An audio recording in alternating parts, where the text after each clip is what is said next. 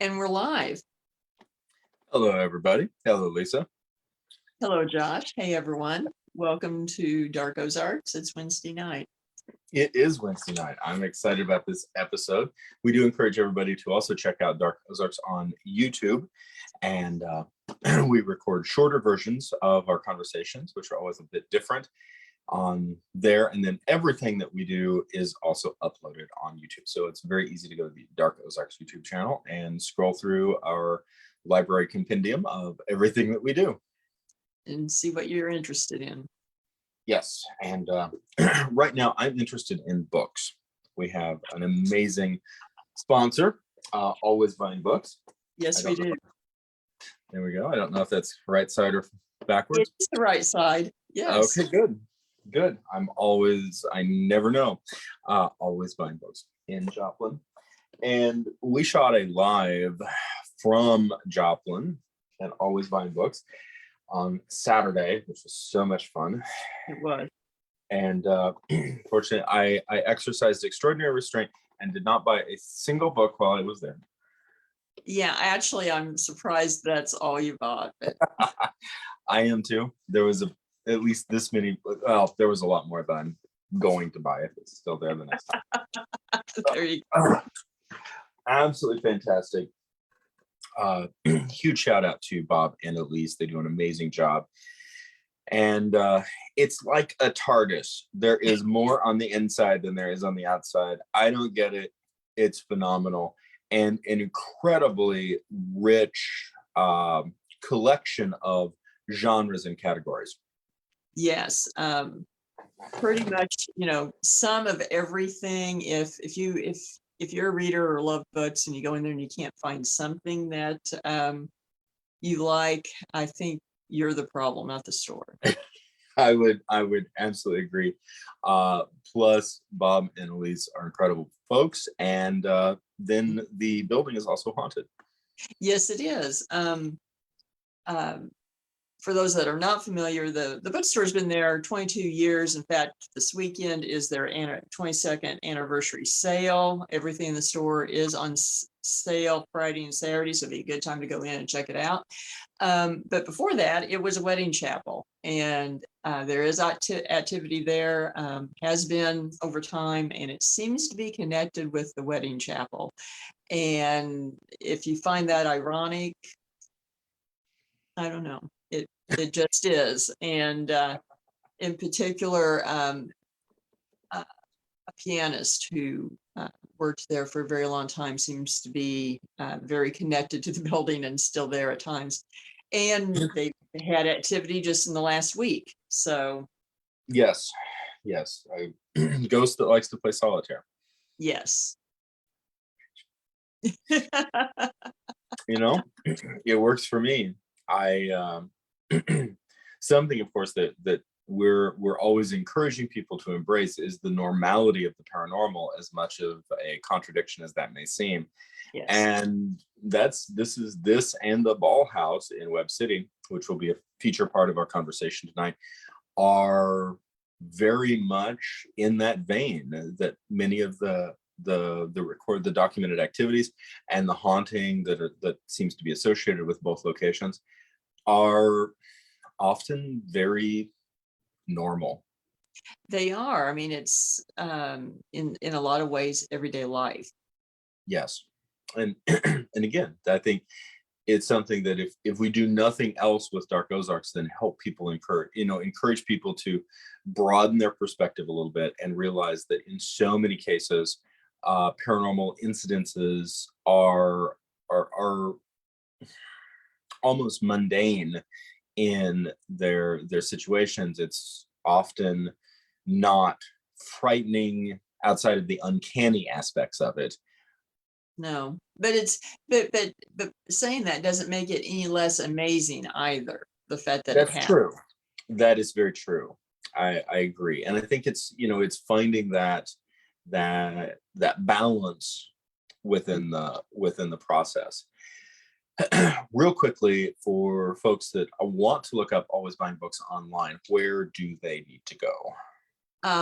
They have their own website, alwaysbuyingbooks.net, and then they have a a strong presence on Facebook. Just search Always Buying Books and you will find them. The address is in Joplin on North Main. And there's a public group associated with it, friends who like Always Buying Books. And often there are sales or specials listed there that, you can't get otherwise. So go check them out and see what you can find. Absolutely. So, Debauchery in Webb City and the surrounding mining district. That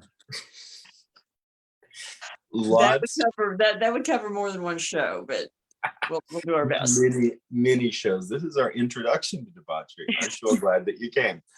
The Intro to Debauchery 101, yes. Why wasn't that class about anyway? So it fills up quickly. The class fills up quickly. Standing room only, folks. Standing room only. So driving through Webb City today, obviously it's a beautiful small town that really has a that rural sort of farming community, Main Street USA vibe to it. Mm-hmm. And you understand, certainly if I think driving through downtown, or through some of the older neighborhoods, you can really understand there's a lot of history here. There's a lot of things that have gone on. I don't think that a casual passer through or passerby would necessarily connect the dots and realize what a incredibly raucous and wild location that Webb City was during the mining days. That's very true, and of a lot of locations in the mining district, really. Yes. And there are those who try to pretend that it never was, wild and raucous, but it was. Yes. And I think that actually would be a really good place. I was wanting to dig into this. I'm curious as to sort of uncovering some of the history within that. But it's a pretty heady topic. But there's a portion of downtown Mm-hmm. that was the red light district Mm-hmm. of Webb City in its heyday. And and particularly as you pointed out when we were there after the tour and the investigation, that there was the upscale red light district as opposed to the not upscale red light district. Yes. And I don't think that we necessarily think of class differentiation amongst that, Mm-hmm. first of all. And then second, I'm very curious in terms of what might be available from a historical perspective, that in addition to an upscale and a not upscale red light districts potentially in competition with one another, we also have a very nouveau riche town being built in the Victorian era with beautiful homes and beautiful neighborhoods and schools and churches and parks almost next door to the brothels and the gambling. There's a lot of potential conflict here. Well, there is, and you noted as we drove through that you noticed that the business district, quote, Main Street seemed to be on two streets, and the reason was that basically Main Street moved, ironically, what is Main Street now? At one time, although it did have businesses, had more of the red light district associated with it. And then further north into town, as well, you'd have brothels, you'd have sporting houses, opium dens, etc. But they were, a lot of them were in minor shacks and things like that. I think what is the definition of a sporting house? Well, in the late 1800s, a sporting house was a euphemism that covered gambling and prostitution. Okay. And in fact, soiled doves or fallen women, etc., generally in the mining camps were referred to as inmates of the sporting houses. Oh, which certainly has some dark connotations to it. It does. I mean, it sounds worse than it was, but that was the term that was used. And the red light district was associated more with the railroads, because what would happen is the trains would stop, and fellas would go down to the brothels and leave the lanterns, and with railroad lights, most of them were red, hanging on the porch. And so where you saw red lanterns hanging, that was where the brothels were. And then it just works its way into the parlance of our language. Mm-hmm. Do we have much of any records or information available in terms of potential conflict or butting heads between sort of the genteel side as opposed to these districts? Ironically, in Webb City, not as much as you did over in Joplin or Galena. But although there was just an extreme amount of wealth in town, the biggest place that things butted heads was over gambling. And actually, and mainly because some of the gambling rings got so good that they took a lot of money from a lot of people. Very large sums of money. We weren't talking about $5 poker hands. We were talking about $10,000 and $15,000 a bet. of pre-1900 currency. Yeah, roughly 1890s to about 1905. One notorious gang was the Buckfoot Gang, and so named after one of their leaders. And they actually, what they bet on, we always have these images of, faro games or poker, or maybe roulette wheel or something. But they actually put on foot races and rigged the foot races and got very wealthy people locally and traveling through to bet, and tens of thousands of dollars would be lost in a day. Wow. And so something that, to me, I don't know if other people find this as encouraging as I do. I find this very encouraging, actually. We're constantly being presented with a wide variety of headlines, for example, local, state, national, international, encouraging us to be horrified at various darker sides of human nature. Mm-hmm. And there is an implication, or perhaps a false assumption, that somehow it is much worse this time around than it has ever been before. Hence the need to be horrified, the need to engage, the need to do something. And certainly in some situations, it is important to be socially engaged and do things better. To me, it's very encouraging as we dig into the realities of our history to find out that the good old days, or the simpler times, or the more innocent eras were basically not, that they were made up of real people doing real things, some of those real things being problematic, to say the least. Exactly. the only thing about the good old days was that they really weren't good, or any better than any other time. It's just, how people tend to fantasize about them. But when you really look at the reality, things weren't any easier at any then as now.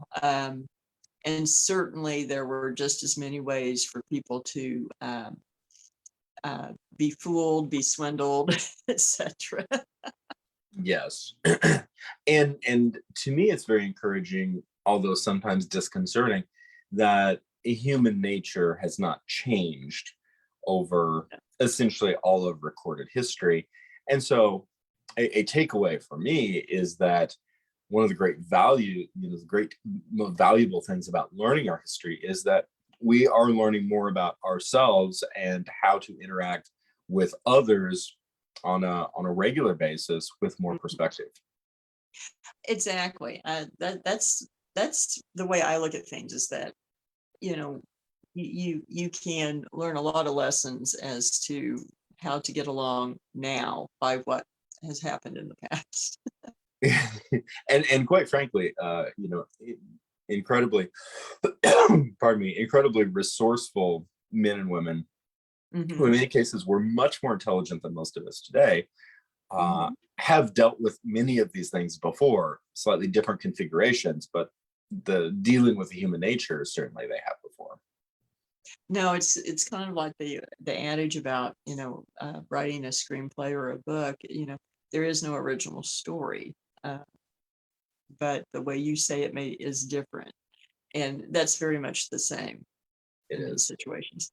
It is, which is, I think encouraging, exciting, fun, sometimes disconcerting, and something that we were digging into for the research on this topic was something, and for the record, I've only gotten 3/4 of the way through the article because there's been a lot going on. So that's my, I didn't get all of my homework done this week. But dealing with the mining conditions of the turn of the century, and improving conditions, improving education, improving safety, improving hygiene, and with all of which are very good things, and with the expectation that the miners would stop drinking alcohol as a response. Yes, the temperance movement really did never catch on in the mining camps. I can't imagine why. As I'm reading the accounts, reading the contemporary accounts, and the shock that these temperance members were expressing, that miners who were doing incredibly backbreaking labor under extremely dangerous conditions, knowing that at any moment going to work could mean dying in mine cave-ins, explosions, dying a slow death from the working conditions themselves, that they weren't going to suddenly become interested in becoming teetotalers and never going to the saloons. And I'm reading this going, guys, do you not know how people work? Well, no. In that situation, where at least with that segment of, where the argument can be more appealing to certain segments of the Victorian age, to someone that is working for not a lot of money for the amount of work they're doing and the risk they're taking, and knowing, most of them have seen people die, in the mines, that they're not, they're going to be interested in enjoying themselves, at the end of the week. Yes. and oftentimes as soon as possible. And that and that expressing itself rather rapidly in alcohol, in gambling, and in prostitution. I mean, and that's why those three go hand in hand, did in all the camps, from here to the West Coast, I still am fascinated by this. Not that's human nature. That's while it's fun, it's not like surprising. Here's what's surprising to me: that motif after motif that we associate with the Old West. First of all, often happened in the Tri-State Mining District in Jasper County specifically. Before it happened in the Old West, it often happened more iconically than it did in many parts of the West. True. And yet we associate these iconic images and motifs with states, most specifically, really with the Rocky Mountains, and not the Ozark Mountains. Exactly, but a lot of the ones who ended up going out there came from here. I mean, and I mean, even not only in reality, but even in our pop culture, a lot of the movies, a lot of those kind of characters, they are labeled as from Missouri or out of Missouri, and there's a reason for that, because so many, they learned mining here or whatever, and then they took those skills west. Yes. Yes, they did. And I do find it interesting. Obviously, you look at a map, we have essentially Minnesota, Iowa, Missouri, Arkansas, Louisiana as the strip, the Trans-Mississippi corridor that began seeing far western settlement before the Civil War, and after the Civil War. Not all, but certainly a lot of what was west of the states that I just mentioned were the Wild West, was the Wild West at that point. Yeah. Certainly, in the, throughout that strip, there were individuals in Minnesota and Iowa and Louisiana who were also migrating westward. But Missouri, especially, and to a certain degree Arkansas, really seems to be that coalesced hub from which migration and settlement came out. And I think part of that has to do with the location of the rivers, the railroads, so many of the, of course, the trails west, so many emanated out of Missouri or northern Arkansas, and so and a lot of the sort of the last bastion of civilization was on the western side of Missouri and Arkansas. So if you were going out west, you tended to be outfitted here, Yes. And that's I think you hit on something I think is really powerful, that's easy for us to overlook today because of our reliance on the highway system, the highway infrastructure. Because today we can get in our cars and our trucks and we can pretty much go anywhere without paying a lot of attention to natural resources or natural land formation. Right. But what we have is Fort Smith and Kansas City. And what we have on both of those are large river ports on the Missouri and the Arkansas rivers. Exactly. and then you had some mercantile centers scattered in between, roughly. Yeah. And Yes. so, and then north of Kansas City, eventually you had St. Joe, Yeah. that a lot of people headed out of.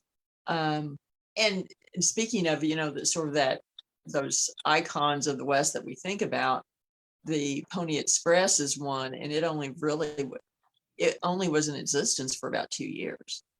Which is, and it is, it's extraordinarily iconic.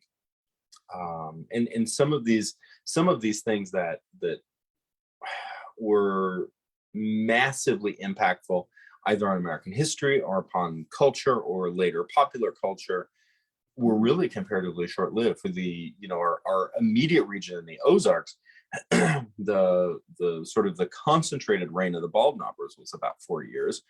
The Yeah. Civil War itself was about 4 years, not Mhm. counting everything before and afterwards. Yeah. It's interesting it's to me, it's very humbling to that we wrap our heads around that these incredibly massive iconic times could actually just be very compressed. Yes, and then when you flip back and talk about the mining district, it lasted much longer because part of the district was going during the Civil War down at Granby, and then it really started up in the 1870s and went strong through World War One. There was a slump between during the interwar period, geared up again for World War II, and then slowed down again, and through the end of the 60s, really. So when you think about it, that period lasted almost 100 years, Yes. with ups and And downs. And so, um, where some of these things that became mythological were just a blink of the eye in comparison. very much so. Very much so. Now coming through, well, there's a couple of things. One, the fact that I found this very interesting. This is purely conjecture on my part. The second half of this is purely conjecture on my part. What isn't conjecture is that in the Jasper County area, that mining was put on hold until after the Civil War. Well, sort of. Mines were opened up. There was a large mine at Minersville, which became Oronogo, which is about 4 miles north of Webb City. And actually the Oronogo Circle mine was opened in the 1850s by Tom Livingston, which that later became the largest pit mine in the world for lead pit mine in the world for a time. And ironically, when I was growing up, I don't know if they still do it or not, but there was a scuba shop there, and they had a platform in the middle, and you could go swimming and diving off of it. And basically, if you paid attention, the whole thing rotated like a big corkscrew, like a washing machine. And it's huge, several hundred yards across, and on the outer wall, there basically was a road that went down as a corkscrew, and that's why it would form a corkscrew. And then there would be tunnels going laterally off in there, and they would lose divers. Divers would get in the lateral tunnels and couldn't get back out because of the force of the current. And so, it was very dangerous, and there's no telling what all was dumped at the bottom or how many cars, et cetera, were at the bottom rusting. But Like, that's not unsettling. well, but on the other hand, we just like, hey, it's fun to go swimming. So Oh, I love that though. That now here's my conjecture part. But Yes. the second part to that is the war basically sort of interrupted what was starting here in Jasper County in the late 1850s.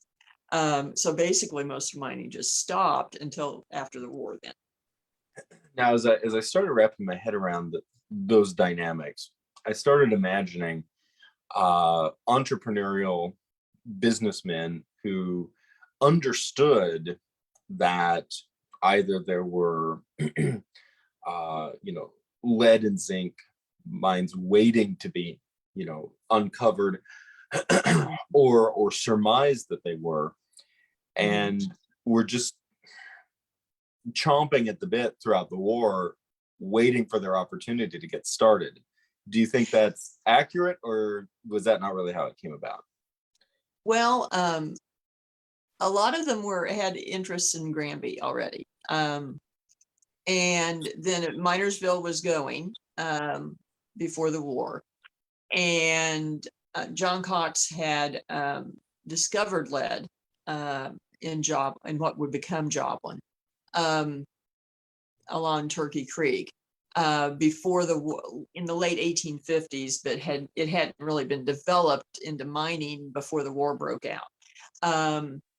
And it's hard to know now because no one really knows. But for instance, with John Cox, he had kind of broken into mining a little bit. He had other business interests, and at some point during the war, Tom Livingston burned his house down and threatened to kill him. And there was conjecture that it was because he was trying to move in on mining interests. So who knows? Even though they were on the same side in the war, but Yes. were various episodes during the war that tended to look like it was more about business than the war. Which is, admittedly understandable. Now, throughout Webb City, there are, first of all, there's a number of structures that are just incredibly beautiful. There are. And I can't help but think that, with each succeeding generation, there's got to be at some point, this moment of realization of going, these places are incredible.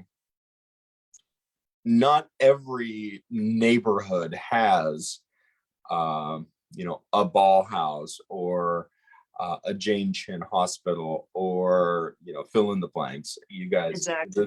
this is your neighborhood, not mine. But driving down the streets, walking down the streets, I am just taken aback by the grandeur of some of these locations. Exactly, because there really was a lot of money that went through here, but there was nothing here at the time of the war. The closest was Pilot Grove, which basically was a village that sat where Mount Hope Cemetery is now, and there was a skirmish there, a battle in July of 1863, and then also a pretty gruesome incident coming out of retribution for an attack on the federal stockade in Stockton, all during the same time period, within a few days of each other, where Tom Webb, who was the uncle of the future founder of the town, was executed, he and his 15-year-old son, by Union soldiers in retribution for that attack at Stockton. And if rumor and conjecture is believed, for going back and retrieving the bodies of his fallen comrades and burying them on his farm. So a few days later, the Union came through and walked he and his son into the woods and killed them. And then his wife sent their 9-year-old son about 3 miles south to what is now Florida Avenue in Joplin, to the Rothenbarger house to retrieve Mr. Rothenbarger, who was a Union man, to come help bury Tom in Austin, which he did. And so that was what happened here at that time. And otherwise it was farmland. And then 1873, John Cox, Tom's nephew, was plowing a field, hit a rock that he recognized as lead, and decided he didn't really want to invite the problems that they had in Granby and so forth to his farm, and just set it on a shelf. And it was a year later, finally, that a business partner convinced him that maybe they ought to sink a hole. And within 2 days, they'd hit a piece of lead that weighed over 1,000 pounds. And the mining district that he didn't want in his backyard ended up in his backyard. Yes. But I mean, granted, he ended up doing very well and building a very nice house. So in the end, I don't think he was displeased. No, I would imagine not. Now, in terms of the Civil War executions that took place, do we know the actual location, or is it just sort of fuzzy? We know approximately on the south side of the cemetery. Wow. Have you heard of any paranormal activity in association with that, or not specifically? And the cemetery that's there wasn't built until 1905, and ironically it is the resting place of most of the founding fathers of Joplin, and not the founders of Webb City. They're buried, most of them, at Webb City Cemetery. But the only story that I really know associated there is there is a statue of a angel, and there are legends that the angel will move, turn her head, and cry. Oh, that is admittedly creepy. We've touched on this. I realize this isn't exactly under the category of debauchery, but I want to dig into this lore. Now, for example, the Natchez Cemetery has a similar story. There is a part of me that my perhaps more skeptical side starts putting the angel statuary lore in the same approximate category as the suicidal Indian maiden of unknown origin lore. However, there is something oddly resonant about this, especially in these Victorian era cemeteries with these beautiful mausoleums and statuary that is, to me, so much just cooler than than sort of our modern austere easy to mow over cemeteries. And I for myself, I want gigantic mausoleum that's surrounded by iris and like absolutely impossible to mow around. That's what you want.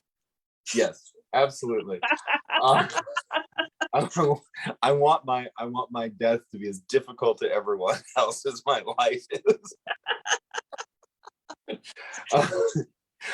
buried it for just a half a second, by the way. I'm planning it all out now. But there is something of just extraordinary character in these, and something that is consistent in Victorian and sometimes earlier is these lavish bits of statuary that I'm assuming were meant to be very comforting at the time, but over the years between lore and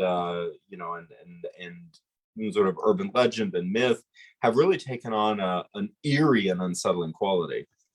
Right, it's become much more macabre, and you have to remember in those days, people went to the cemeteries and to picnic and so on and so forth. So that cemeteries in a very real sense were a place for the living during that Yeah. time period. So they would have viewed things like that much differently.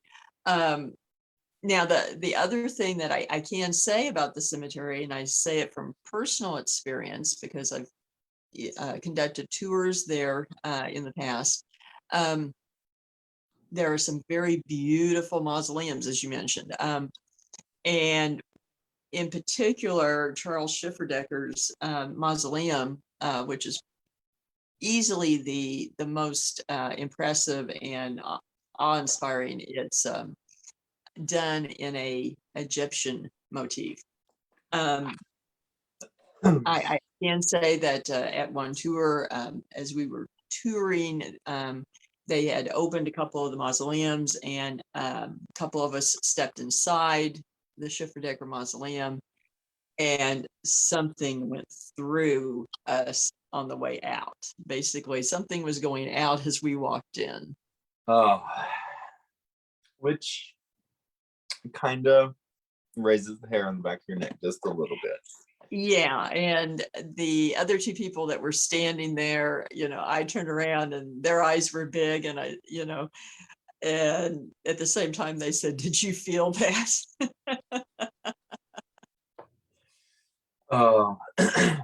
So now this is we kicked off some of our first discussion points with the fact that a lot of paranormal activity happens in very mundane ways, and we'll get into some of that, and that in many cases the last place to look for ghosts, so to speak, is the cemetery. It's actually often often very commonplace locations, like in the bathroom, in the kitchen, in on the stairs, in the upstairs, the second floor study, places that where we in life frequent, that the frequency continues.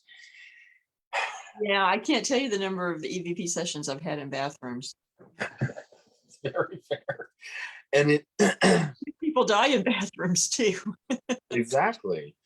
And it's just that process. And to me, that's very helpful to bring us into this, the headspace of saying, the places we live in, the places in which we reside, the spaces in which we frequent those. And oftentimes sentient energy does as well, and we may as well at some points.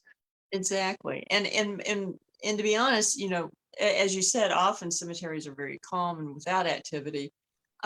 And I've often thought, why the mausoleum? And two possibilities come to mind. One, is it connected with the battle that happened there? Or these mausoleums are basically small chapels, and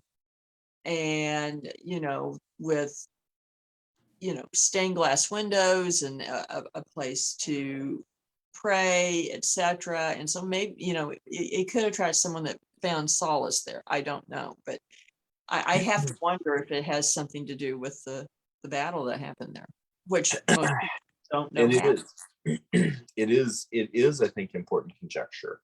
I was going to say, all of what I just said, there are certain cemeteries that you can pretty much toss all of that out the window because they are very active. Yes. Newtonia. Yes.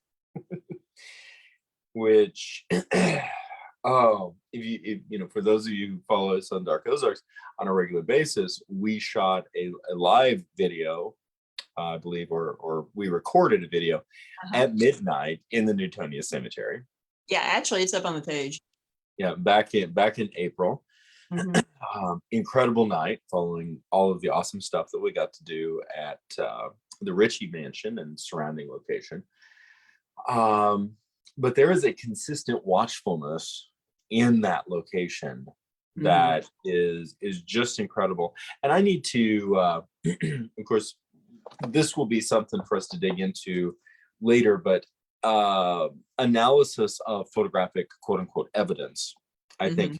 is a topic I really want to explore, probably on the subscription side in terms of our coming up. And which reminds us, plug for subscriptions. Yes, yes, you can go to the top of the page, the subscriber group, you can subscribe. Yes, there is a subscription fee, but you get content that you won't get elsewhere there.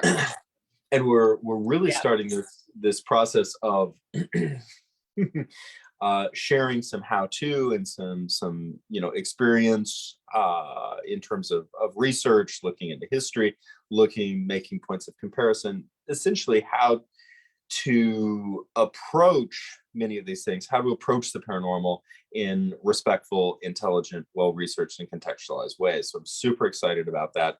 Mhm. Um, in what I'm coming off of is the night that we were there, and I need to get a copy of these, but Josh, who was with us, Yeah. got some really interesting images on with his phone Oh, cool.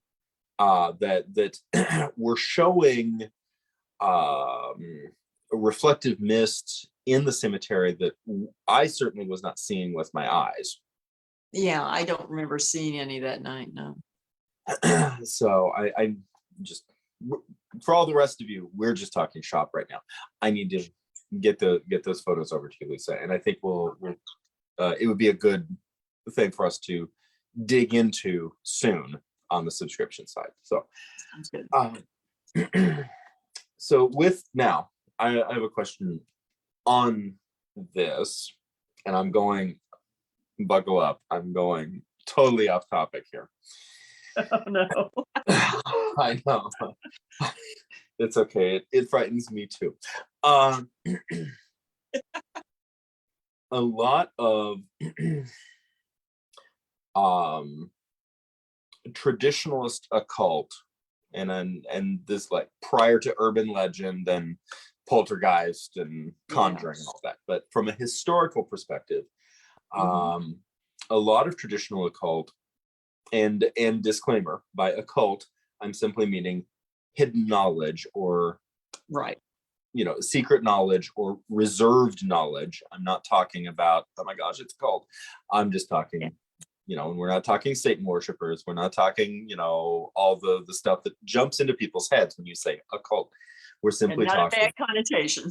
no, that many of these societies in American history, 19th century and prior, put, of course, a lot of emphasis on, um, first of all, what I would classify as sort of Near East mystery religion Mhm. connotations and connections. This is what Mhm. made me think when you said that strong Egyptian Yeah. references with the Schifferdecker mausoleum, and that in these traditions, whether that is some of the more obvious Egyptian or Greco-Roman or Babylonian, etc., traditions that appear to date back to the old world, very, very literally, that motifs, structures, architecture, and design were not haphazard. These elements that were utilized were all utilized with purpose. It wasn't Yeah. just, it's a pretty column, let's put it there. It No. was these are things that are there for very specific reasons.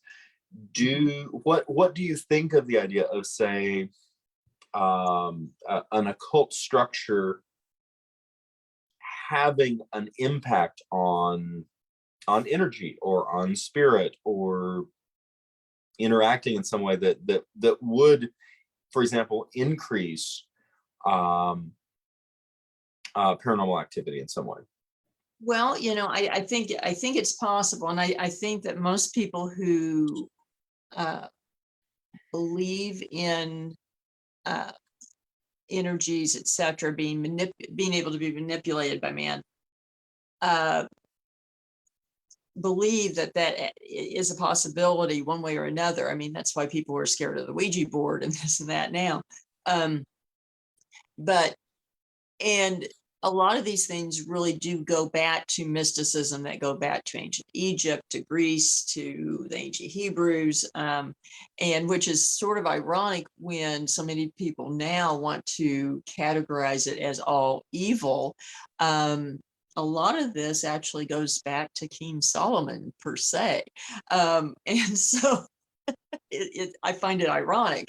But I think it's definitely possible, particularly in the sense that I think in the same way that maybe people do get results from a Ouija board or a pendulum or something, is that it works as a way of focusing or manifesting our own energy, thought forms, things like that, which are all ideas that go back to those traditions. Yes. And so it's, whether it's different symbols or whether it's a planchette on a Ouija board, if it focuses the thought, the whole idea behind most of this is that we can manifest something from thought and energy into something in the real world.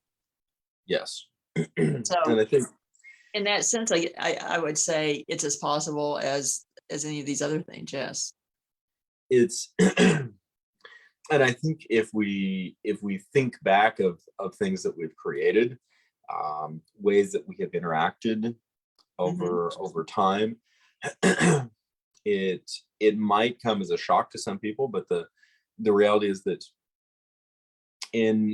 often in primitivistic ways, we do this on sometimes a daily basis. Well, wearing a favorite ring, wearing a favorite necklace, the old rabbit's foot, all of these things, work the same way. We do those things because we think it brings us luck or gives us an edge of some sort or protection. And yeah, I think it's the flip side of that coin. It is. It reminds me, now I'm going off on something else. No, I'll reel this back in. It's all right. But so just as a point of comparison, I grew up with a handful of superstitious traditions. One of them being that if the galluses on your overalls are twisted, that you'll be struck by lightning. Okay. That was one. That it was bad luck to wear clothes, including socks, that are turned inside out. Yeah, that my grandmother always said that. And I very distinctly remember my grandma, pointing out, your galluses are twisted, Josh. Do you want to get struck by lightning? and that it's difficult to explain how those superstitions made me feel. For some reason, for whatever reason, I liked them. I liked this idea that my generational forebears had some sort of essentially occult knowledge that would, if applied, would keep you safe. Exactly. Well, I mean, it's no different than, say, practices, in the hills for, protection, witch trees, things like that. Put, witch spikes in the doorway, things like that. Yes. Horseshoes over the doors.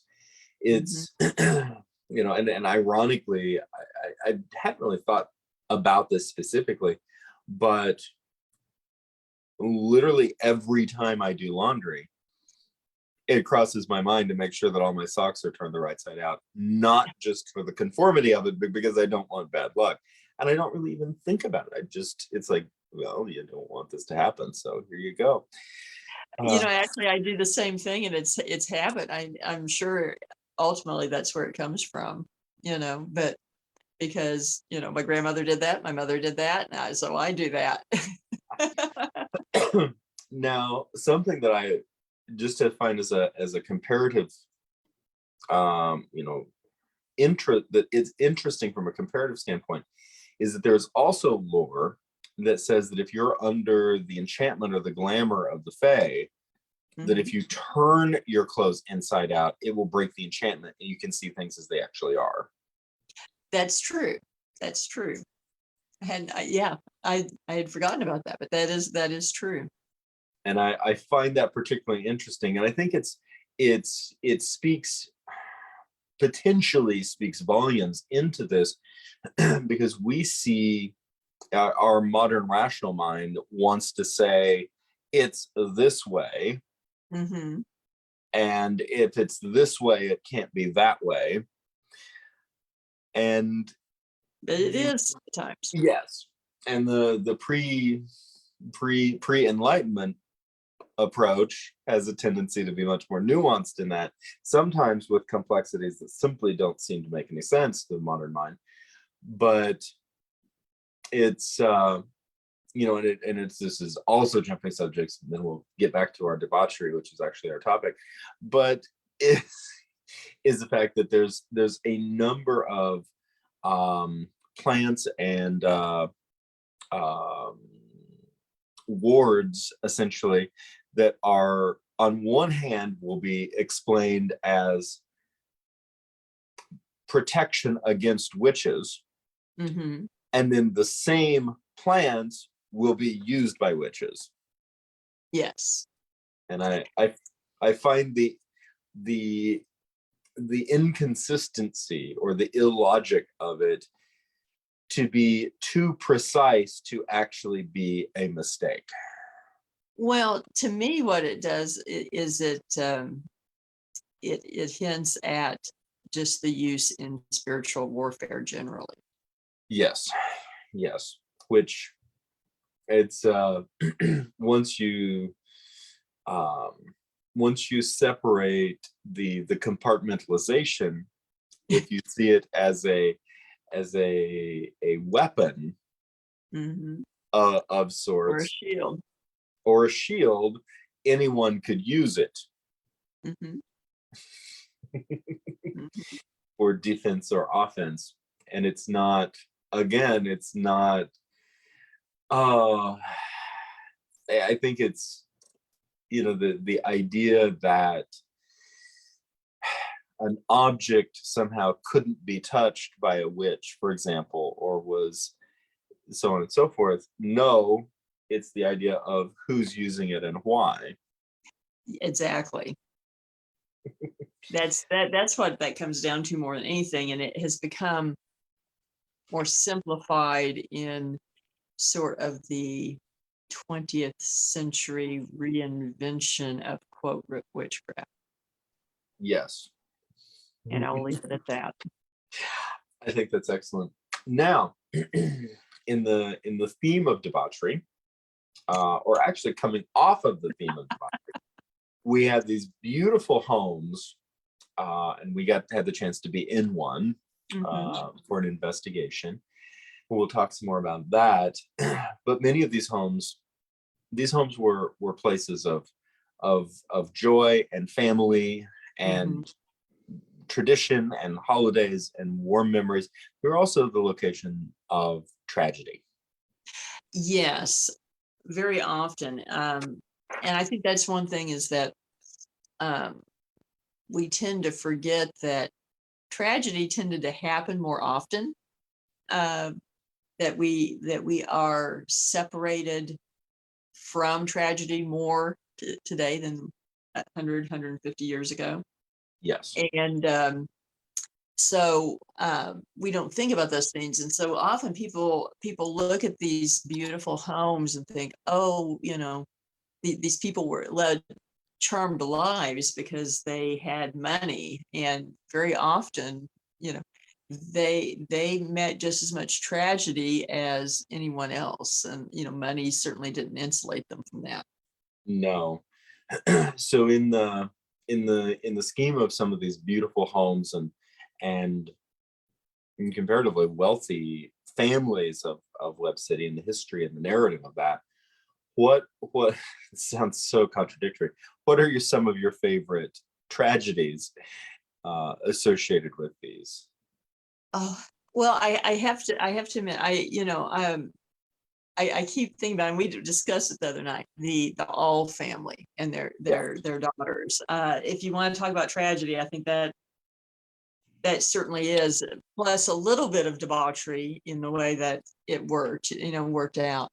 Um, and it would surprise people too where it took place, because um, the All family had come to the area and had prospered in farming and mining, and had a house that basically was uh, at what is now the corner of Ornogo and 171 Highway on the north side. And there's a little plaza there now with a restaurant.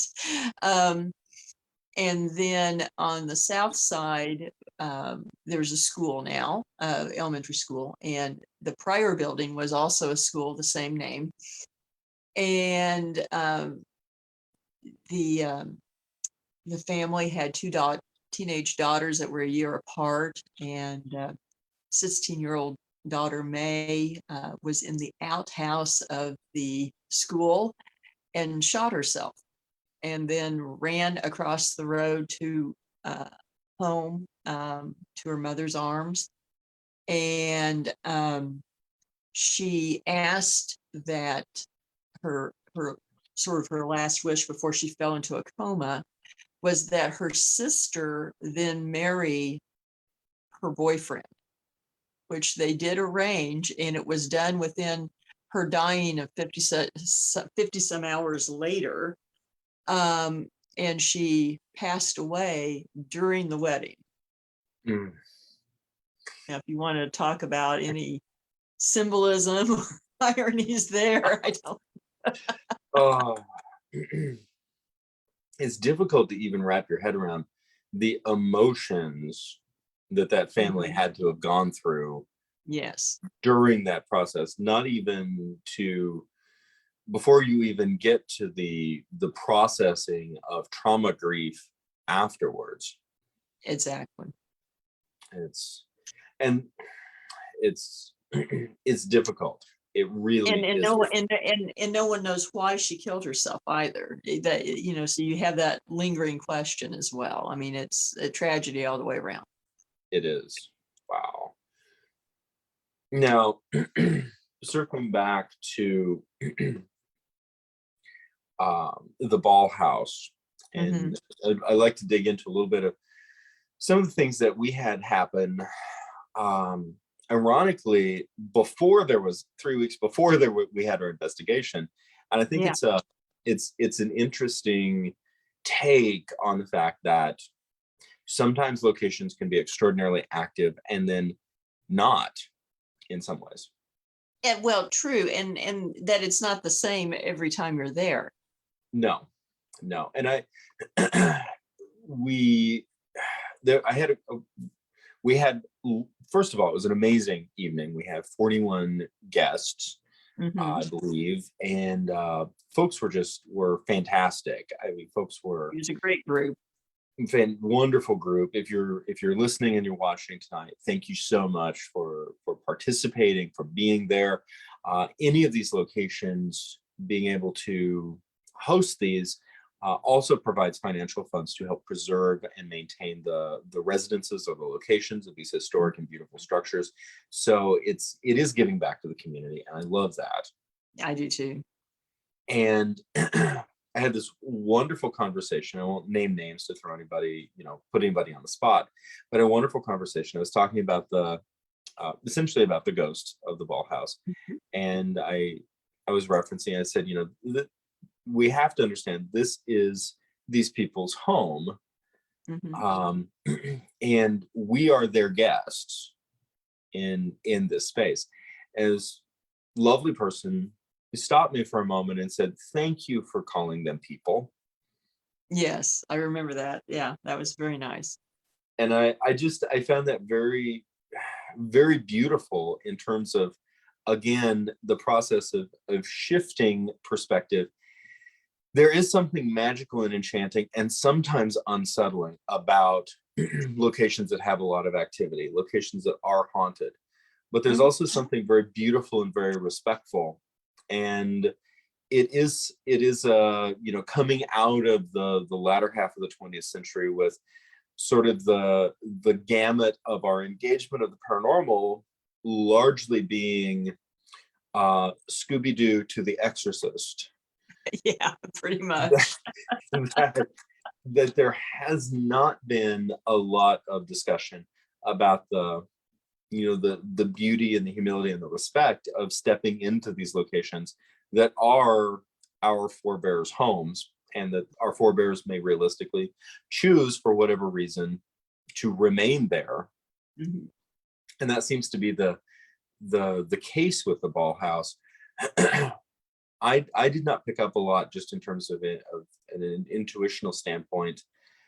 Um, we did some EVP, but we really haven't gotten into that. Not yet, haven't had a chance yet. Yeah, and a very different experience than when you and I and Noah showed up 3 weeks earlier at the same day that of the Carthage reenactment. Yes, yes. That was interesting. We were there meeting some friends and who were there, and they had had an experience just as they arrived. Before they opened the door, unlocked the door, they heard people walking around inside and thought we were already there. Um, go in and no one's there. And then while we were there, on video was caught um, lights basically circling around Noah, and actually one that appeared to go through your head. Yes, yes, and that that took place in the hat room, uh, Yes. which for individuals who are familiar with the ball house, it is the first bedroom on the right as you go up the stairs. Yes. It is. Go And ahead. it's a room that often people feel like they're being watched, and sometimes feel uncomfortable in, but generally they have the feeling that they're being watched. And coming back, of course, to like my personal experiences, the Saturday that we were basically the only ones in the house. Mhm. Um, and you and I talked about this, but I haven't talked about it on camera or on live. That first of all, especially in that room, a sense of picking up brief glimpses of memory Mhm. is my impression. And the sense that I'm seeing someone else's memories. Right. And I'm looking forward to getting to see the video because I'm curious. I can probably remember where I was at various times, remembering certain things that didn't seem quite right. Not Um, quite. right, and I think what is particularly of interest in this is that none of these sort of snippets of memory that I felt like I was picking up were malevolent. They weren't dark. They weren't unsettling, but they weren't mine. Right. That's the standout point. Is I'm going, these would be lovely memories if I was, for example, standing in my own bedroom where I grew up. Right. But I am But in a in a house I'd never been it's in. like someone it was their bedroom and you were seeing it at that time. Yes. And difficult for my mind to really process, because it's acontextual. It's not, there's not a context to the moment. Right. It just is. And I'd be very curious if the light going in my head didn't correspond with some of those. But we'll be getting those. So awesome. On the, what do we call the big room at the back? we just call it the ballroom because they went, after it was built, they used it for dances to end parties. Okay. So not a play on the name, but just like a regular ballroom for dancing. The bedroom on the left, right before, right. I continually felt a sense of watchfulness from the room. And at least one other person who was on the tour came to me and said, the light's off, I'm scared to go in there by myself, can we walk in the room? That doesn't surprise me. And I think they were a little freaked out that I just walked in the room and turned on the light. Don't know that for sure, so if I misspoke on that, that's fine. I apologize. But again, it's one of those things. Do I feel like there is a watchful presence that likes that room or resides often in that room? Yes, I do. That's my experience there too. And then downstairs, same day. This, but going back to when we were just there, not the tour, which was the first time I'd ever walked in the house. Extremely strong resonance, a sense of very strong emotion associated with the side front door. It'd be and especially the glass doorknob. And that would have been what commonly would have been called the death door. And for folks who are unfamiliar, what is a death door? In the Victorian age, often when you look at Victorian homes, often you will see there are, quote, two front doors, but one will be usually kind of facing the side of a porch or something, but it will go into the parlor. And people would go through that door when there was a funeral, because funerals generally were at home. And so if there was a death, you went through that door. So it became known as the death door. And to pay respects either as a wake or a funeral. So often people, when they would go through there, they were experiencing a lot of emotion. Yes. And that tends to track. I did not know that it was the death door. I do not frequent a lot of large, lavish Victorian homes. So I'm just throwing that out there to begin with. But walking through that space, there's a large traditional heat radiator, right there, very beautiful. And then the door.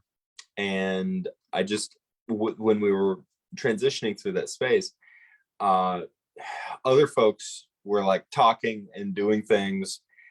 And I put my hand on the doorknob and my hand on that radiator. And I just, there was such a sense, like, I can't tell you where anybody else in the house was or what y'all were doing or what y'all were talking about at that point. All I remember was being within that space and feeling a wash of intense emotion. That doesn't surprise me because, often residual activity does seem to imprint on the environment itself. And so, the door that people will go through and items right there. And of course, the radiator is original. It's, has been there. That's not too surprising to me, really. And of course, there were a number of deaths in the house, so that would have made sense. And deaths associated with the immediate family that were pretty tragic. Yeah. As we said, the Balls were a rags to riches story, but with a lot of heartbreak too. Mr. Ball started out penniless, and his parents had a dirt farm outside town, and he went to work in the mines, as a teenager. And they even said often he didn't even have shoes when he started out. But the mine owners noticed that he had a lot of common sense, and they started relying on him, and they ended up leasing mines to him that had like water issues or something, and he would fix them. And then he made a fortune and became a multimillionaire. And ultimately then built that home in 1900. But they had already lost multiple children before that happened. And then they had pretty two tragic deaths of sons while they lived there. 24-year-old son, Harry, who was a supervisor on the road district, was killed when they were working at an intersection with railroad tracks, and a train came through, and my understanding is like on a curve or something, and it had not signaled, and they couldn't get off of the tracks in time, and he got hit, and he ended up dying at the hospital. And then son Bernard, who he was a bank vice president, and this was only 4 years later or 3 years later, and he ended up dying. There was an accusation that funds were missing, and within a few days he was found outside town, outside his car, shot, and the gun next to him. And at first it was presumed he committed suicide, and then it was ruled a murder, and they never identified the murderer for sure, and no one was prosecuted. And so and then there were other family deaths as well, but those two were pretty tragic. Absolutely. It's one of the impressions, I believe, you can correct me if I'm wrong on this, but one of the impressions that seems to be the case is that Mrs. Ball, Martha, haunts her mansion. Yes, she definitely seems to be there, Martha, George's wife and mother of these children. And she died in the house as well. And she's really associated with the front parlor, the most front parlor, because there's multiple. And that and in the small bedroom above it, she passed away in that small bedroom, and is definitely present. And there's disembodied voices of a woman that seems to be her, and other things. Just seems to be protecting the house and concerned about the house, but Yes. sad. Yes. And that does tend to track. Before we close tonight, there's any other particular beautiful structures, hauntings in association with debauchery for Webb City that really come to mind? Well, I would say just some of the hauntings. The Webb City Library is very haunted, and has been for a very long time, particularly with the presence of a young girl who has been seen, and will be there probably in a few months. And that's just recurrent.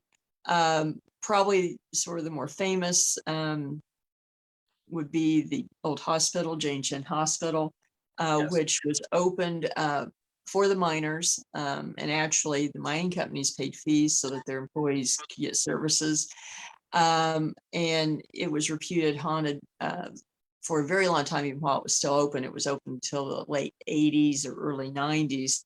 And I know personally that a lot of the tales that come out of it were credible, and many employees witnessed them. The morgue was haunted. In fact, later on, when it was turned into apartments, often dogs will not go to the third floor where the morgue was, refuse to go in that area. The old operating room was very haunted. In fact, employees would not go in there alone, particularly to clean it after surgery, because surgical instruments tended to fly across the room. Wow. That is unsettling. Yes. Yes.